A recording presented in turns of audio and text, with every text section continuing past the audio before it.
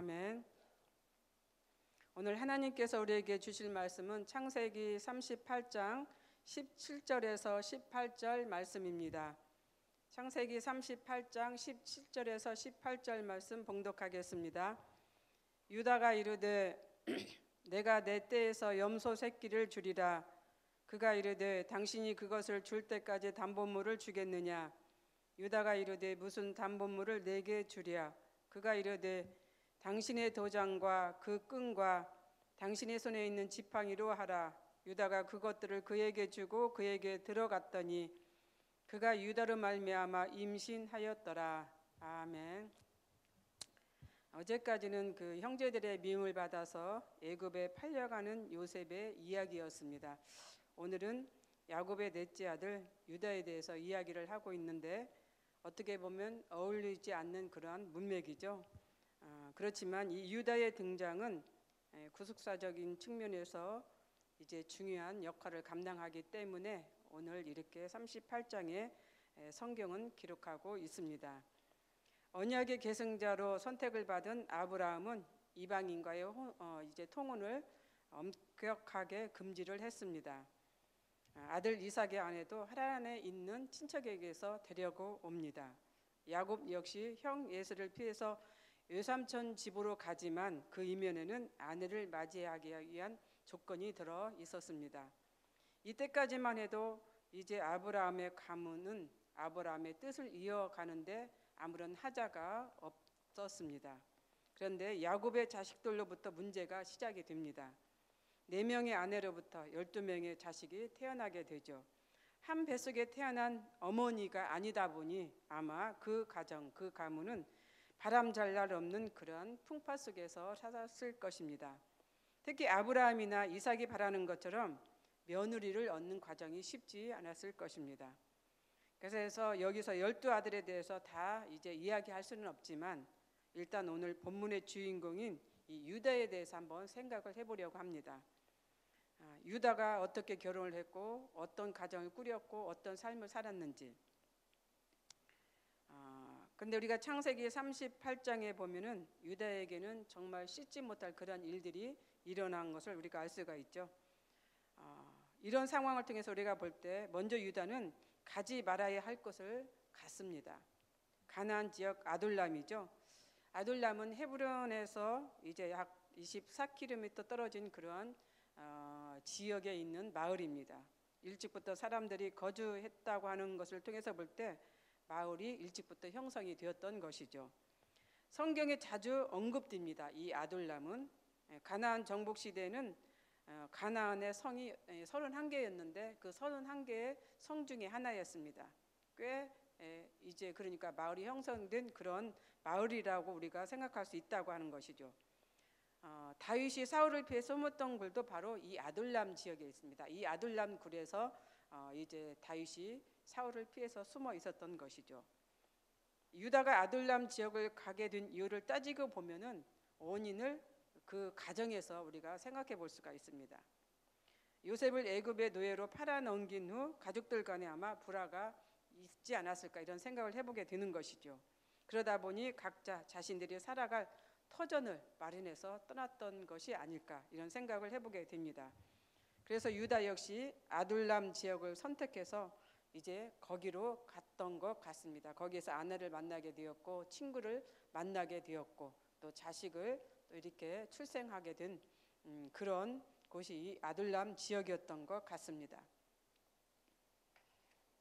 그런데 아둘람은 어디입니까? 가나안 지역입니다. 온갖 우상이 난무하는 그런 지역이죠. 레위기 18장에 보면 가나안 거민들이 행하고 있는 죄악을 이렇게 열거하고 있는데 근친상간, 간음, 우상숭배, 또 동성연애, 수훈, 짐승과 교합하는 것들 온갖 타락의 이제 물들이 가나안 지역에서 다 일어나고 있었던 것이죠. 다 행음하고 있었던 그런 지역을 이제 성경은 보여주고 있습니다. 신명기 7장 2절에서 3절에 보면 하나님은 이스라엘 백성들로 하여금 가나안 족속과 상종도 하지 말며 언약도 하지 말고 또 그들을 불쌍히 여기지도 말라고 했습니다. 특별히 혼인하지 말 것을 명시하고 있습니다. 그래서 가나안 족속들을 다 진멸하라고 그렇게 이제 말씀했던 것이죠. 그런데 이 창세기는 신명기보다 앞서 기록된 책입니다.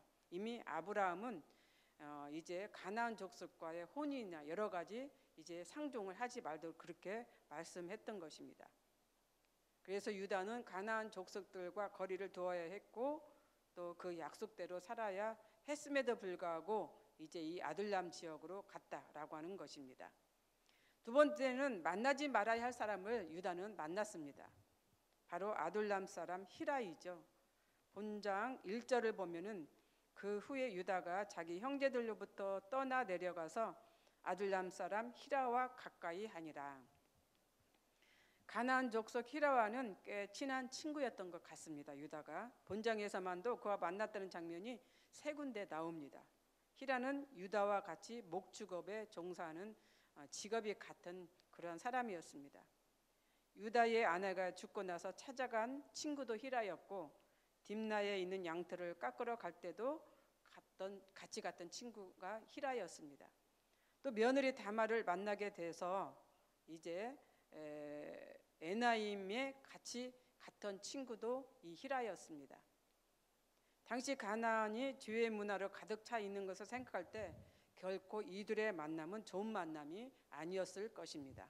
가지 말아야 할 곳, 또 해서는 안 될 곳, 또 만나지 말아야 할 곳들, 이런 것들을 아마 이들은 같이 가고 행동했던 것 같습니다. 친구 따라 강남 간다는 이 말처럼 유다가 친구 따라 가나안에서 볼 것, 못 볼 것, 또 할 것, 못 할 것 하면서 그렇게 이제 살았던 것 같습니다. 이렇듯 가나안의 친구 히라는 유다와 만나면 안 되는 자였습니다. 어쩌면 유다의 아들들이 여호와 보시기에 악한 행동을 한 것도 따지고 보면은 아버지의 영향이 컸던 것이죠. 다음은 어머니가 가나안 족속이었습니다. 그래서 어머니의 영향도 컸을 것입니다. 그래서 이 아들들이 그런 악한 행동, 악함을 가지고 이제 생활했던 것이죠. 그래서 우리가 유다가 히라를 만나는 장면을 보면은 12절에도 나와 있고 20절에도 나와 있습니다. 12절에 보면은 이제 얼마 후에 유다가 유루를 받은 후에, 즉 아내가 죽고 난 후에 그의 친구 아들람 사람 히라와 함께 딥나로 올라갔다, 이렇게 표현하고 있습니다. 20절에는 유다가 친구 아들람 사람 손에 부탁하여 염소 새끼를 보내고 그 여인의 손에서 담보물을 찾으려 하였으나 그가 그 여인을 찾지 못한지라. 이게는 다말과의 만남 속에서 이 담보물을 주고 왔잖아요. 도장이나 지팡이 이런 것들을. 근데 그것을 찾기 위해서 누구를 보냈느냐? 이 히라를 보냈던 것입니다. 이 친구를 보내서 그 담보물을 이제 찾으러 보냈지만은 며느리 다말을 만나지 못했던 것이죠. 그래서 이렇게 성경에서 3번을 만났다고 하는 기록이 성경에는 별로 나와 있지 않습니다. 그것도 친구를 3번이나 만났다. 유다는 이렇게 친구를 성경 기록상으로만 보면은 3번을 만났습니다. 아주 끈끈한 관계였던 것이죠. 뗄래야 뗄 수 없는 그런 관계였던 것 같습니다. 만약 유다와 히라가 만나지 않았다면 어떤 결과가 나타났을까? 만약 유다가 다윗과 요나단처럼 그런 아름다운 관계였다고 하면은 어떤 변화가 일어났을까? 그런데 유다와 히라의 우정은 이런 관계가 아니었던 것이죠. 안 좋은 쪽, 나쁜 쪽의 그런 관계였던 것 같습니다. 물론 당시 그 둘은 아주 친한 친구라고 그렇게 생각을 하고 각별하게 그렇게 생각을 했을 것입니다. 그러나 유다와 히라는 만나서는 안 될 그런 사람이었죠.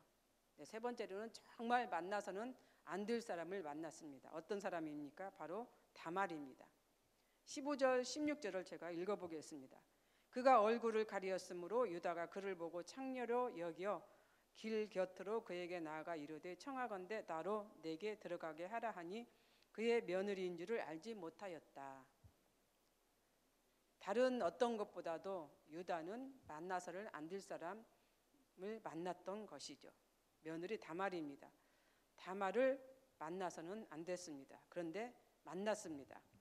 이 원인이 어디 있다고 생각이 들까요? 생리적인 본능, 욕구, 욕망, 욕정, 때로는 외로움 이런 것들이었겠죠. 그러나 어찌됐든 간에 이런 일을 하게 된 근본적인 원인을 따지고 보면은 유다가 하나님과 함께 하지 않았기 때문에 이런 일이 일어났다라고 저는 생각이 듭니다. 하나님을 멀리했던 것이죠. 창세기 38장에 보면은 유다가 여호와의 하나님과 함께했다고 하는 그 말이 없습니다. 단어가 없습니다. 문장이 없습니다. 그래도 그 이전에 37장까지 보면은 아브라함, 이삭, 야곱 이런 그 내용을 보면은 항상 그 선조들은 하나님과 함께 했고 하나님과 같이 했고 또 하나님의 이름이 자주 등장을 했습니다. 그런데 이 창세기 38장에는 하나님의 이름이 등장하지를 않습니다. 그만큼 유다가 가나안에서 친구와 함께 아둘람에서 하나님 없는 생활을 했다고 하는 것이죠. 하나님의 존재를 생각하지 않았습니다. 그래서 그런 문제가 일어났다라고 이렇게 생각이 듭니다. 그러나 아이러니하게도 우리는 그런 속에서도 하나님은 당신의 일을 이어가고 있다라고 하는 그런 것이죠. 왜? 다말을 통해서 그 쌍둥이 아들을 통해서 이제 예수 그리스도의 가부를 잇는 그런 계기가 되었던 것입니다.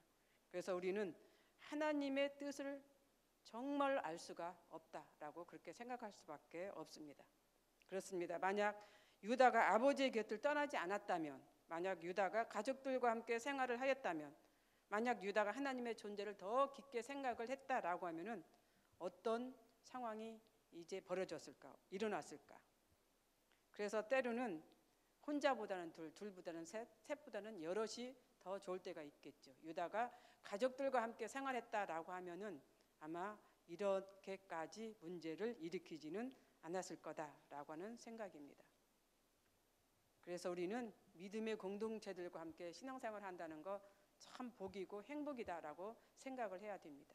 또 이렇게 함께 모여서 예배를 드리고 있다는 거, 또 이것도 행복이라고 우리가 생각을 해야 됩니다. 코로나로 인하여서 우리가 교회에 오지 못하고 또 예배를 드리지 못할 때 얼마나 갑갑했습니까?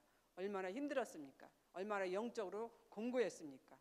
그럼에도 불구하고 우리는 이제 다시 코로나를 극복을 해서 함께 한다는 거, 예배 드린다는 거, 하나님의 이름을 마음껏 이제 부르며 산다는 거, 우리가 하나님께 감사하며 또 이렇게 살아야 하는 것을 오늘 말씀을 통해서 가르쳐주고 있습니다. 그렇습니다. 우리는 오늘 유다를 통해서 가지 말아야 할 장소, 가지 말아야 할 곳, 또 친구, 또 만나지 말아야 할 사람들을 만나는 그런 이제 삶이 되었으면 좋겠습니다. 기도하겠습니다. 사랑과 은혜가 풍성하신 하나님 아버지 참 감사합니다. 오늘 우리가 기억해야 할 것, 또 신앙인으로 지켜야 할 것을 구분할 수 있는 지혜를 갖게 하여 주옵소서. 가지 말아야 할 것에 가지 않는 또 은혜도 주시옵소서. 또 만나서는 안 될 사람들을 이제 만나지 않게 하여 주옵소서. 그래서 늘 하나님의 뜻과 또 하나님의 일을 생각하는 우리 모두가 되게 하여 주시옵소서. 혼자보다는 함께하는 신앙생활을 할 수 있는 저희들 되게 하여 주옵소서. 예수님 이름으로 기도드립니다. 아멘. 공동 기도문입니다. 다음과 같은 기도의 제목으로 우리 모두 기도드리겠습니다. 지금 들은 말씀이 내 삶으로 이어지게 하옵소서. 동네 샘매절 성경 소그룹이 더욱 활성화되어 모든 성도들이 말씀을 통하여 기쁨을 누리게 하소서. 3년 동안 진행되는 동선 훈련이 계획대로 잘 이루어지게 축복하옵소서. 가정, 직장, 사업이 어려움 없이 형통하고 순탄하며 축복이 넘치는 곳이 되게 하옵소서. 집과 병원, 요양원에서 투병하는 환우들에게 치료의 복과 건강의 복을 주옵소서. 정치, 경제, 사회가 안정되어 부강하고 건강한 우리나라 되게 하옵소서. 전쟁과 지진, 기아, 기후변화로 고통받고 있는 국가와 국민을 긍휼히 여겨 주옵소서. 선천성 심장병 하나 미카엘 어린아이를 선천성 심장병으로 우리나라에 온 우리 미카엘 어린이를 위해서 기도해 주시기 바랍니다. 1차 수술 후에 회복 중인데 이제 2차 수술도 잘 받을 수 있도록 위해서 기도해 주시기 바랍니다. 이 시간 공동 기도문과 개인의 기도 제목을 놓고 기도하신 후에 각자 삶의 자리로 나아가도록 하겠습니다.